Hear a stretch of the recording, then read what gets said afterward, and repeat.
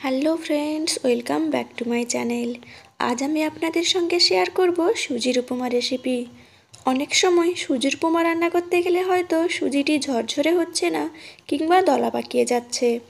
আজ আমি সঠিক পরিমাণে জলের ব্যবহার ও বিশেষ কতগুলো টিপস বলে দেব, যাতে করে সুজি ঝরঝরে হবে ও দারুণ সুস্বাদু হবে। তো চলুন রেসিপিটি শুরু করা যাক। তার জন্য প্রথমেই নিয়েছি সুজি, একটি মাঝারি মাপের আলু ও একটি গাজর ডুমো ডুমো করে কেটে নিয়েছি একটি ক্যাপসিকাম কুচি, পেঁয়াজ কলি, সামান্য পরিমাণ মটরশুঁটি, দুটো মাঝারি মাপের পেঁয়াজ কুচি, একটি টমেটো কুচি ও 1 চা চামচ কাঁচা লঙ্কা। তার সঙ্গে নিয়েছি কিছুটা পরিমাণ চীনাবাদাম। এবার কড়াই গরম করে নিয়ে তাতে সুজি দিয়ে দেব। আমি এখানে 1.5 বাটি সুজি নিয়েছি। সুজিটিকে আমি এখানে হালকা আঁচে ড্রাই রোস্ট করে নেব বা ভেজে নেব। হালকা আঁচে আমি 5 থেকে 6 মিনিট নাড়তে থাকব। আপনারা দেখতেই পাচ্ছেন আমি সুজিটিকে ক্রমাগতই নাড়তে আছি। 4 থেকে 5 মিনিট পর আপনারা লক্ষ্য করবেন সুজিটির কালার চেঞ্জ হয়ে গেছে। লাল লাল করে সুজি ভাজা হয়ে গেলেই তুলে নেব। এখন কড়াইতে 4 চা চামচ রিফাইন অয়েল দিয়ে চীনাবাদামগুলো দিয়ে দিচ্ছি। 2 থেকে 3 মিনিট চীনাবাদামগুলো হালকা আঁচে লাল লাল করে ভেজে নেব। বাদামগুলি ভাজা হয়ে গেছে, আমি এবার তুলে নিচ্ছি। সেই একই তেলে আমি প্রথমে দুটো শুকনো লঙ্কা দিয়ে দিচ্ছি। এবার দিয়ে দিচ্ছি কালো সরিষা ও কারি পাতা। কয়েকটি কারি পাতা এইভাবে উপমাতে দিলে উপমা থেকে খুব সুন্দর একটি গন্ধ আসে এবং খেতে খুবই সুস্বাদু হয়। এখন ডুমো ডুমো করে কেটে রাখা আলু আমি প্রথমে দিয়ে দেব। আলুটি আমি প্রথমেই দিয়ে 2 থেকে 3 মিনিট নাড়াচাড়া করে নেব, কারণ আলুটি সেদ্ধ হতে একটু বেশি সময় লাগে।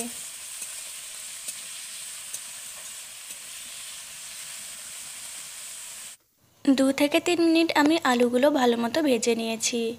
এবার একে একে ক্যাপসিকাম কুচি, গাজর কুচি, পেঁয়াজ কলি ও মটরশুঁটি দিয়ে ভেজে নেব।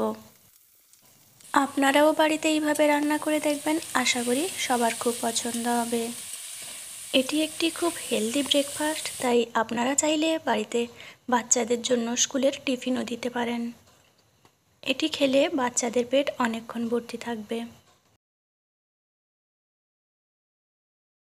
এবার আমি স্বাদ মতো লবণ ও হলুদের গুঁড়ো দিয়ে দেব। খুব ভালো মতো মিশিয়ে নিচ্ছি। আর আমার এই রান্নাটি ভালো লেগে থাকলে লাইক, শেয়ার ও কমেন্ট করে পাশে থাকবেন।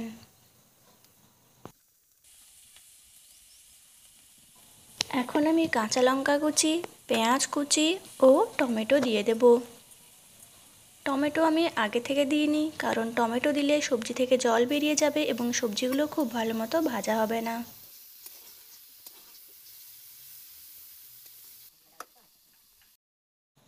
এবার আগে থেকে ভেজে রাখা সুজিটি এখন দিয়ে দেব। সুজিটি দিয়ে সবজিগুলোর সঙ্গে খুব ভালো মতো মিশিয়ে নিতে হবে। 3 থেকে 4 মিনিট আমি এখানে সুজিটির সঙ্গে খুব ভালো মতো মিশিয়ে নেব।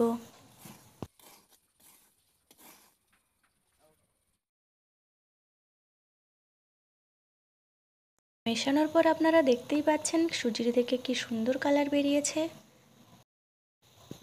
এবার আমি সুজিতে জল দেব। আমি 1.5 বাটি সুজি নিয়েছিলাম, তাই 1.5 বাটির থেকে একটু বেশি পরিমাণ জল নিতে হবে। জলটি গরম জল হলে খুব ভালো হয়।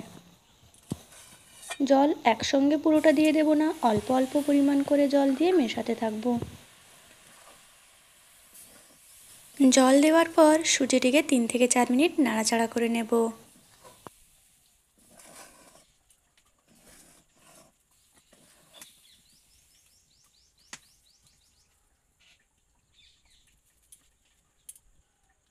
এখন ভেজে রাখা চীনাবাদাম ও 1/2 চা চামচ পরিমাণ চিনি দিয়ে দিচ্ছি। মিষ্টি আপনারা আপনাদের পছন্দ অনুযায়ী দিবেন, না চাইলে নাও দিতে পারেন। একটু মিষ্টি মিষ্টি হলে খেতে খুবই সুস্বাদু লাগে। এখন আরও 2 মিনিট নাড়াচাড়া করে নামিয়ে নেব। তৈরি হয়ে গেছে দারুণ স্বাদের সুজির উপমা রেসিপি। এবার সকালের ব্রেকফাস্ট কিংবা সন্ধ্যাবেলার টিফিন হিসেবে এই ঝরঝরে ঝালঝাল সুজির রেসিপিটি আশা করি সবার খুব পছন্দ হবে। আপনারাও বাড়িতে ট্রাই করবেন, বাড়িতে সবার খুব ভালো লাগবে। আজ এই পর্যন্ত, আপনাদের সঙ্গে দেখা হবে আবার নতুন কোনো রান্নার সঙ্গে। ভালো থাকবেন সকলে, টাটা।